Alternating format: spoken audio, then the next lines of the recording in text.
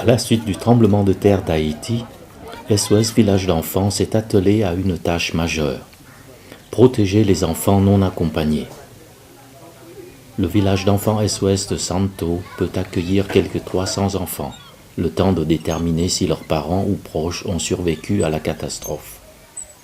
Actuellement, les enfants non accompagnés sont conduits directement au village d'enfants SOS, tandis que des employés de l'organisation font le tour des camps et orphelinats pour enregistrer les enfants qui auraient besoin d'être assistés en urgence.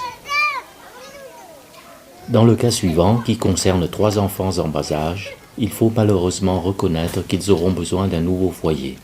Les jumeaux, Antoine et Anaïs, âgés d'1 an, et leur sœur aînée Noël, sont devenus orphelins à la suite du tremblement de terre.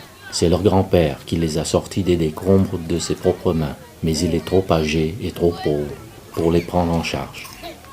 C'est ainsi qu'un jeune homme a attiré l'attention des employés SOS sur Antoine, Anaïs et Noël, et leur grand-père.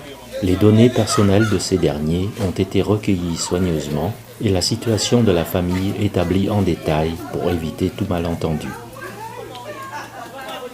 Ces enfants gravement traumatisés ont été, sur la demande du grand-père et sur recommandation de psychologues expérimentés, admis au village d'enfants où ils seront entourés d'une famille SOS.